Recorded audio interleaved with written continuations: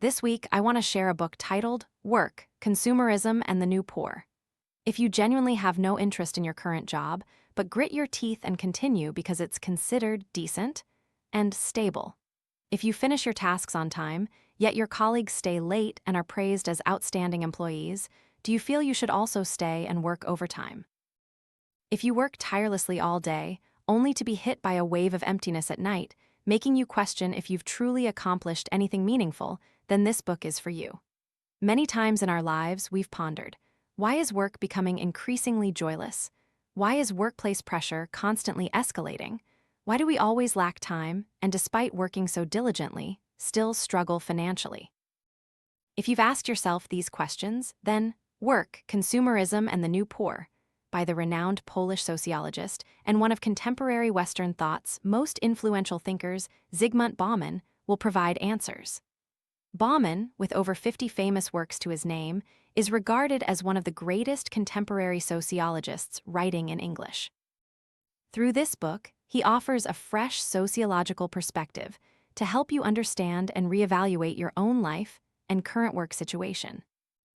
Bauman reveals that there's something dominating all of society and human life. It transforms the saying, "labor is glorious," into an undeniable truth. Diligent workers are always celebrated, while the unemployed are deemed societal surplus. Only when you have a legitimate job from an organization are you considered valuable and recognized by society. Sounds perfectly logical, doesn't it? Because from ancient times until now, this has been accepted wisdom. Yet in reality, it nonchalantly shackles the lives of many of us, and the author calls it the work ethic. Because the work ethic permeates society, even if you have a dream, if it's not conventional or doesn't make you rich, countless people out there will tell you that your dream is worthless. Bauman consistently reminds us in this book that the work ethic is creating a hierarchy among people. If you don't wake up, the standard of how much money you earn and how good or bad your job is will become the determinant of your life's success or failure. But the truth is, life should never be defined by others, let alone judged by so-called worldly standards. If you want to know how to attain reason and clarity in work and life, if you want to learn how to exercise your right to choose and live the life you truly desire, then today's book might help you find the answers. Poverty is a result of coercion. We commonly believe that every society has its poor, but this common belief doesn't tell us where the poor come from or what causes poverty. Do we typically assume that the poor are those with low incomes, no jobs, or unstable employment, whose lives aren't secure? And that the main reason they lack wealth is because they aren't diligent, refuse to learn, lack a wealth-building mindset, aren't ambitious, don't manage their money well, and so on. But more accurately, these people should be called unskilled or lazy, not poor. When we label them as poor, you need to understand that society has actually layered another meaning onto it, that they are content with their fate, voluntarily giving up the choice to escape poverty. However, Bauman's observations reveal the exact opposite. People are poor due to coercion or a lack of choices. So, what has compelled us into poverty? Let's first go back to 1764, when James Hargreaves invented the spinning jenny. This first mechanical machine in human history marked the beginning of the Industrial Revolution.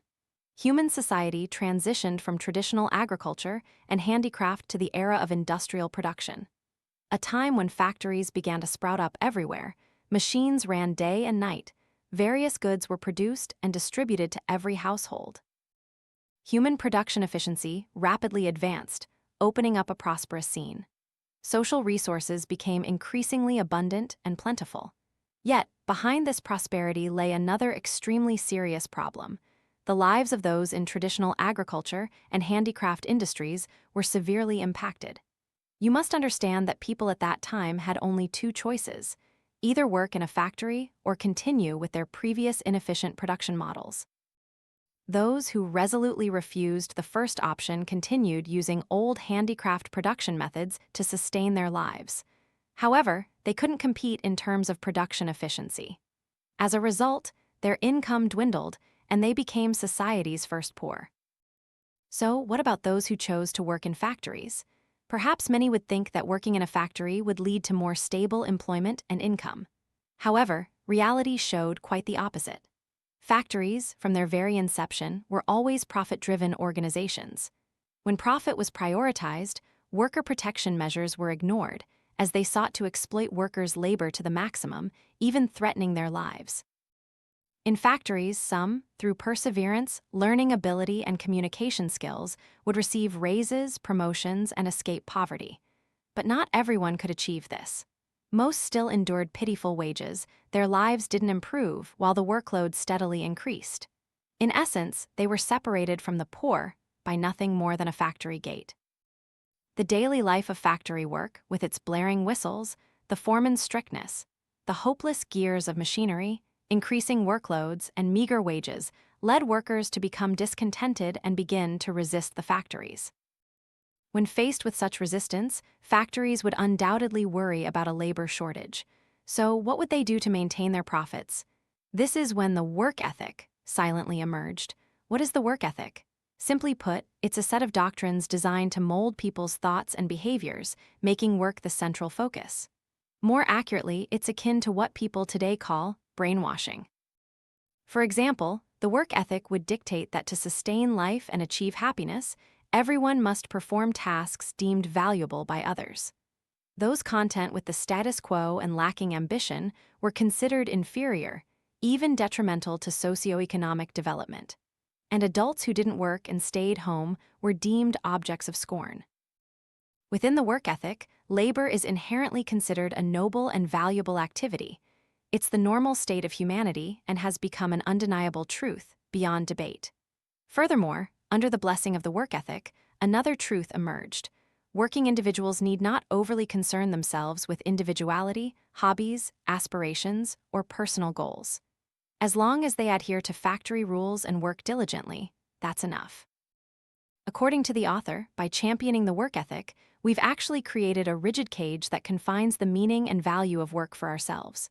Before factories existed, people were proactive in setting goals, choosing methods, and controlling their own work processes. But now, people can only passively complete tasks set by others.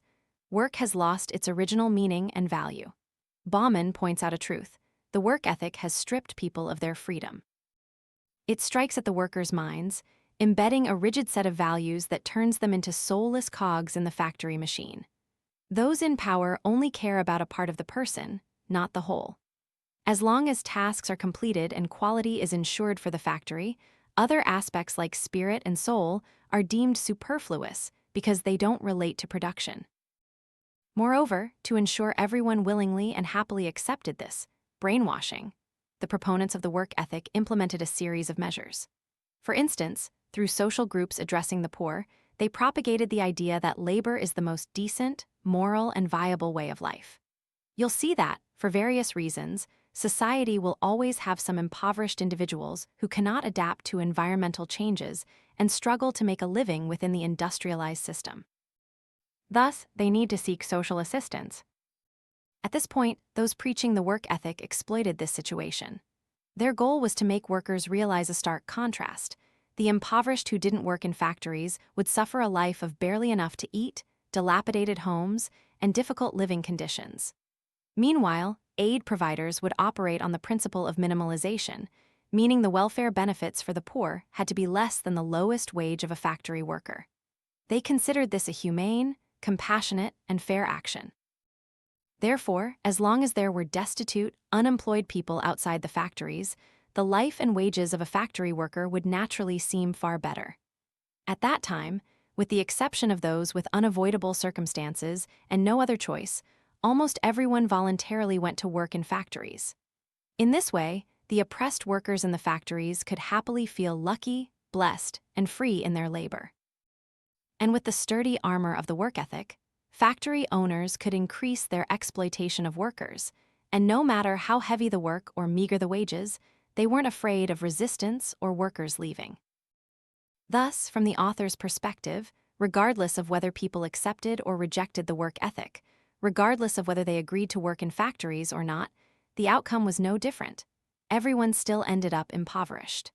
The Industrial Revolution not only created producers, but also created the poor.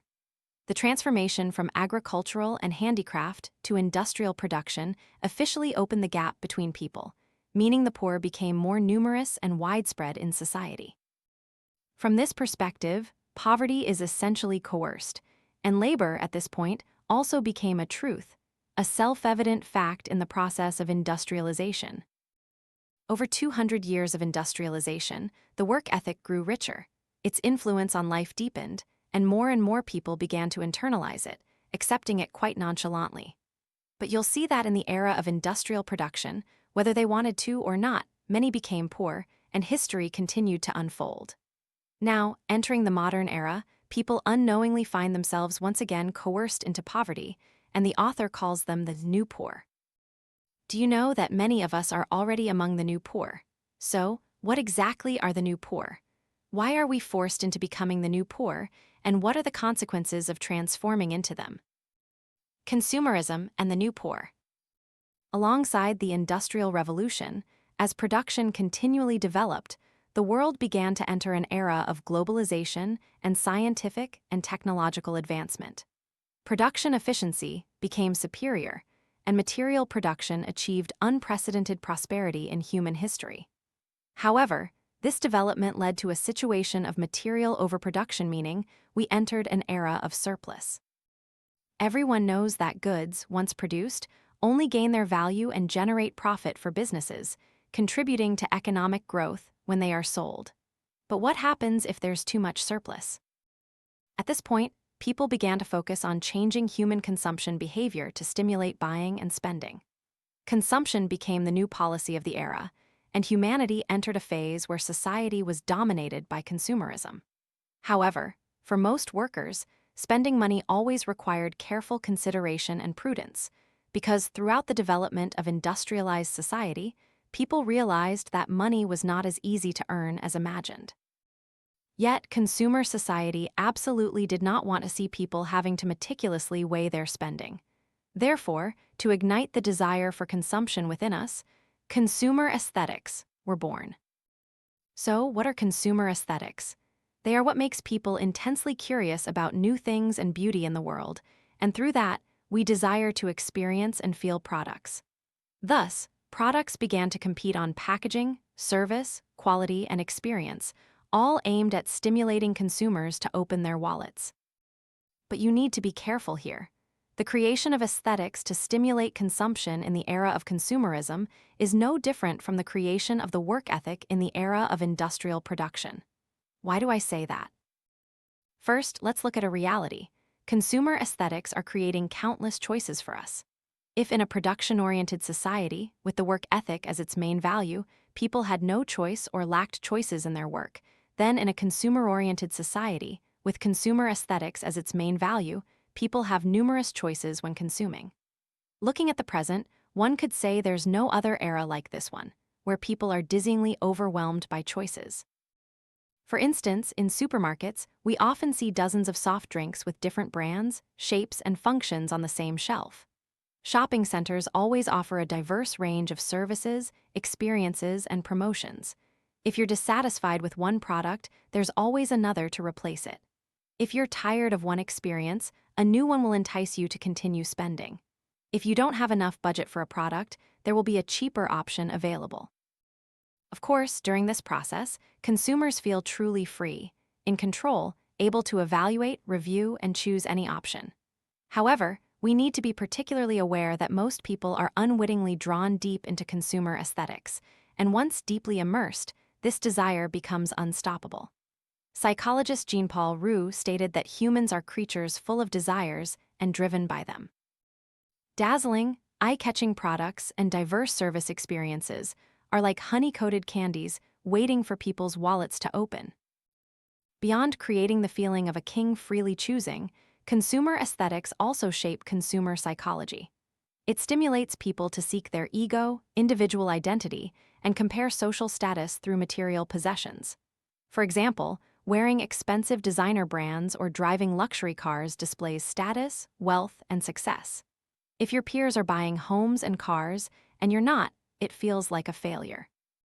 If everyone else on the road drives a car or a scooter, and you're still puttering along on a manual motorbike, it's considered humiliating. That's why many people don't hesitate to use credit cards, loans, or installment plans to satisfy their consumer needs. Behind all these behaviors lies a consumer psychology, the yearning for others' approval and a sense of belonging in society. Owning what everyone around you has means you can share aesthetics, display social status, and experience a sense of superiority in life at that moment. And this is precisely the goal that consumer aesthetics aim to achieve. Consumer aesthetics never encourage people to delay gratification. On the contrary, it wants us to consume quickly, promptly, and even compulsively. Therefore, in such a consumer-oriented society, consumer aesthetics always dominate human consumption behavior, trapping us deeply within it, making escape difficult. In a society like this, those who lack sufficient or have limited ability to consume are all considered the new poor. Here's a dangerous point you need to recognize. At this moment, consumer aesthetics and the work ethic have subtly collaborated. If people want to live a happy life through consumption, they are forced to work harder, earn more money to meet their own spending needs. Consequently, human society forms an endless cycle. Work, consume, work, consume. That's why society has countless people who work a lot but still can't afford to spend enough, own many things but still don't feel happy. And all of them are also considered the new poor. Looking further, you'll see that in the not-so-distant future, we will face another problem. The era of simplification, automation, is beginning to explode. Robot technology will replace many human jobs. Employment in large-scale industrial zones is also rapidly shrinking. The number of factory workers will decrease. At this point, whether they want to or not, more and more people will become the new poor. But what about becoming the new poor? What danger does this entail? Bauman's biggest concern is that society is moving towards a trend. If the poor in a production society were impoverished materially, the new poor in a consumer society are being materially bound spiritually. For those who cannot afford to consume, when they have few choices and product experiences in life, they feel worthless, unvalidated in society. From that, disappointment, shame, and a sense of failure arise in their hearts. As for those who initially had sufficient purchasing power, but once they can no longer meet their needs, they feel like obsolete waste in this era. So, what are your feelings about the word poor? Now, from a traditional perspective, poverty is understood as a lack of means of production or livelihood, a lack of money, extreme destitution. If viewed this way, it seems many of us are not poor. But from Bauman's perspective, he points out that poverty is about unfulfilled desires. In this sense, many of us are very poor. So, are you one of the new poor? In reading this book, the author doesn't offer any methods to reduce or escape poverty. This is because many traditional wealth-building methods aim for you to cease being poor by becoming more materially rich. However, living in a consumer society, the more you crave material wealth, the more easily you might become spiritually poor. Of course, all of us need to meet basic living conditions, such as a roof over our heads, enough clothes, nutritious food, and so on. But what is truly enough? Once basic living conditions are met, do we always need more, something better? How do we know what's enough and what is a need versus a want? How do we differentiate between these two? This is truly a difficult question when living in a consumer society, because this society is doing everything to make you feel that you are endlessly, never enough. My deepest realization from reading this book is that we need to be clear-headed to avoid becoming the new poor. We shouldn't strive to escape poverty through material wealth, but rather learn how to know what's enough. However, to truly recognize what enough means, we need to cultivate our own wisdom and sociological knowledge. The insights Bauman provides in this book can open another door for us, leading to better things within our spiritual inner selves. Finally, let's connect everything from a sociological perspective on history, the current state of human society, and what the author wishes for everyone to be wary of in today's social climate, so that we can reflect on some questions. First, regarding consumption, are there things we genuinely must own and experience? Is it a need, or merely a desire to affirm your ego and social status? Next, regarding work, what is your purpose in working? What do you gain and lose through your work? What is the true value and meaning of work to you? Are you working solely to acquire more material possessions? Regarding life, are we living as the philosopher Max Weber once said, that we are turning life into fragments of work? Is your life being dominated and constrained by work? And regarding technology, in today's materially prosperous world with powerful technology, does technology serve humanity, or is it gradually turning humans into its slaves? Are you overly dependent on technology? And finally, if everything in this society is aimed at driving economic growth through consumption, when everything develops more, what do you personally gain in the end? Is this goal truly beneficial for humanity? For these questions, we may not have definite answers immediately. But as the management philosopher Inamori Kazuo said, thought is the beginning of everything. Therefore, I hope all of us have enough awareness and wisdom to become those who know what's enough for humanity, rather than becoming the new poor lost in consumerism. Ultimately, what this book left me with is a validation of the minimalist lifestyle and enriching my inner self through reading and meditation. It truly feels like I'm on the right path, at least for myself, and for those who feel they are growing every day through reading.